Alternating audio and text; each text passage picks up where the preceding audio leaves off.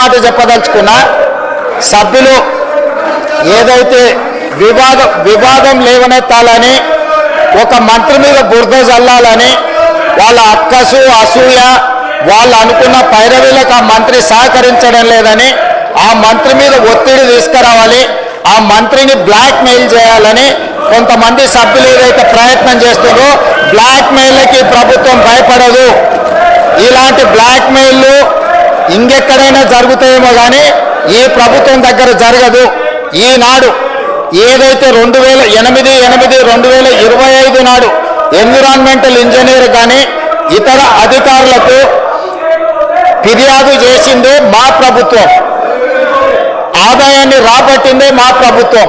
కాబట్టి మేము నోటీస్ ఇచ్చి మేము రాష్ట్ర ప్రభుత్వానికి రావాల్సిన ఆదాయాన్ని రాబట్టుకొని మిగతా అనుమతులకు సంబంధించి ఇతర అధికారులకు ఫిర్యాదు చేసిందే ఈ ప్రభుత్వము, మా అధికారులు. కాబట్టి వీళ్ళు కొత్తగా ఇందులో కనిపెట్టి కానీ నిజంగానే మా మంత్రులకు ఇందులో పాత్ర ఉంటే ఈ నోటీస్ ఇవ్వడం కానీ ఈ నోటీసు మీద పన్నులు వసూలు చేయడం కానీ ప్రభుత్వం చేస్తుంది. అధ్యక్ష రాఘవ కన్స్ట్రక్షన్స్ ప్రైవేట్ లిమిటెడ్లో మా మంత్రి గారికి ప్రత్యక్షంగా సంబంధం ఉంటే ఈరోజు ఈ నోటీసులు ఇచ్చి ఈ ప్రభుత్వ ఆదాయాన్ని రాబట్టుకునే ప్రయత్నం ఎక్కడైనా ఏ ప్రభుత్వం అయినా చేస్తుందా? వాళ్ళ ప్రభుత్వంలో ఎప్పుడైనా చేసిందా అధ్యక్ష? ఈరోజు మా ప్రభుత్వము రాష్ట్ర ప్రభుత్వ ఆదాయానికి ఎక్కడ కూడా రూపాయి గండి పడకూడదు, ప్రతి రూపాయి రాష్ట్ర ఖజానాకు చేరాలి అని ఈరోజు మా ప్రభుత్వం మా అధికారులు నిజాయితీతో మా మంత్రులు చిత్తశుద్ధితోని చేపట్టిన చర్యల వల్ల ఈరోజు రాష్ట్ర ప్రభుత్వానికి ఆదాయం వచ్చింది. అయినా వివాదం చేయాలి, బ్లాక్మెయిల్ చేయాలి, ఆ మంత్రిని బెదిరించుకోవాలి, ఆ మంత్రి ద్వారా పైరవీలు చేసుకోవాలని ప్రయత్నం చేసిన వాళ్ళు పైరవీలు చెల్లుబాటు కాకపోవడం వల్ల ఈరోజు ఆ మంత్రి మీద బురద జల్లే ప్రయత్నం చేస్తారు. వాళ్ళు అడుగుతుండ్రు విచారణ కావాలని. అధ్యక్ష తమరి ద్వారా ప్రతిపక్షానికి తెలంగాణ ప్రజలకు నేను మాట ఇస్తున్నా, విచారణ ఆదేశించడానికి మా ప్రభుత్వం సిద్ధంగా ఉంది.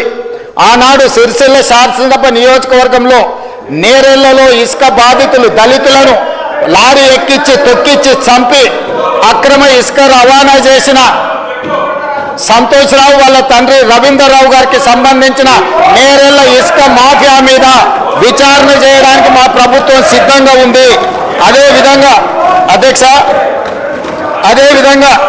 సర్వే నెంబర్ 168 శిరీష జియో గ్రానైట్స్ దీనికి సంబంధించి ఆంధ్రప్రదేశ్కు సంబంధించిన ఒక ఎక్స్ ఎమ్మెల్యేను బెదిరించి అక్కడ స్లోగన్లు ఇస్తున్న గతంలో మైనింగ్ శాఖ మంత్రిగా పనిచేసిన వ్యక్తి ఏదైతే వాళ్ళ మైనింగ్ లీజు రాపించుకొని అక్రమంగా మైనింగ్ చేసిండో దీనికి సంబంధించిన దాని మీద విచారణ. అదేవిధంగా మిడ్ వెస్ట్ గ్రానైట్కు సంబంధించి ఈరోజు రెవెన్యూ మంత్రి గారిని బ్లాక్మెయిల్ చేయాలని ప్రయత్నం చేస్తున్న ఏ శాసనసభ్యుడైతున్నాడో వాళ్ళ తమ్ముడి పేరు మీద ఇల్లీగల్గా మైనింగ్ చేసుకొని వారి దగ్గర మైనింగ్ శాఖ ఉన్నప్పుడు ఏదైతే ఇల్లీగల్ మైనింగ్ మిడ్ వెస్ట్ గ్రానైట్స్కు సంబంధించి ఏదైతే దోపిడీ జరిగిందో వాళ్ళ తమ్ముడినే స్వయంగా పెట్టి ఈ దోపిడీకి పాల్పడ్డాడు. మిడ్ వెస్ట్ గ్రానైట్స్ మీద విచారణకు ఆదేశిస్తాం అధ్యక్ష. అదేవిధంగా అధ్యక్ష శ్వేత గ్రానైట్స్ గంగుల కమలాకర్ గారు శాసనసభ్యులు మాజీ మంత్రి వాళ్ళ కుటుంబ సభ్యులకు సంబంధించి అక్రమ మైనింగ్ జరిగిందని ఈరోజు రాష్ట్ర ప్రభుత్వం విజిలెన్స్ అండ్ ఎన్ఫోర్స్మెంట్ నివేదికనే కాదు ఈడీ ఎంక్వైరీ కూడా జరుగుతుంది. కాబట్టి శ్వేత గ్రానైట్స్ కు సంబంధించి శాసనసభ్యులు గంగుల కమలాకర్ గారి కుటుంబ సభ్యులకు సంబంధించిన ఇల్లీగల్ మైనింగ్ మీద ఈరోజు విచారణ ఆదేశించడానికి మేము సిద్ధంగా ఉన్నాం అధ్యక్ష. అదేవిధంగా గాయత్రి గ్రానైట్స్ వద్దిరాజు రవిచంద్ర ఏదైతే అతని కంపెనీ మీద మొత్తం నోటీసులు ఇచ్చి ఫైన్లు పెనాల్టీలు వేసి అతను లొంగ తీసుకొని వాటిని మళ్ళీ తగ్గించి ఆర్బిట్రేషన్లో తగ్గించి అక్రమంగా గాయత్రి రవి గ్రానైట్స్ ఏదైతే రాపించుకుందో రాజ్యసభ సభ్యుడు వద్దిరాజు రవిచంద్రకు సంబంధించిన అక్రమ మైనింగ్ల మీద ఈరోజు విచారణ వేయడానికి మేము సిద్ధంగా ఉన్నాము అధ్యక్ష. ఈరోజు ఇప్పుడు నేను చెప్పిన నేరెళ్లకు సంబంధించిన ఇసుక మాఫియా మీద, శ్వేత గ్రానైట్స్ కు సంబంధించిన దాని మీద, గాయత్రి గ్రానైట్ కు సంబంధించిన దాంట్ల మీద, అదేవిధంగా శిరీష జియో గ్రానైట్స్ కు సంబంధించిన విషయంలో, మిడ్ వెస్ట్ గ్రానైట్ కు సంబంధించి హరీష్ రావు గారు సొంత తమ్ముడు మహేష్ రావు గారు వారు మంత్రిగా ఉన్నప్పుడు దోపిడీకి పాల్పడ్డాడు. దీనికి సంబంధించి అదేవిధంగా ఈరోజు వాళ్ళు ఏదైతే ఆరోపణ చేస్తుండ్రో, ఏదైతే ఈరోజు రాఘవ కన్స్ట్రక్షన్ సంబంధించినో వీటన్నిటి మీద రాష్ట్ర ప్రభుత్వం తరఫున సిబిసిఐడి విచారణకు నేను ఆదేశిస్తున్న అధ్యక్ష. అందరి నిగ్గు తేలుస్తా. కొల్లగొట్టింది మీరు.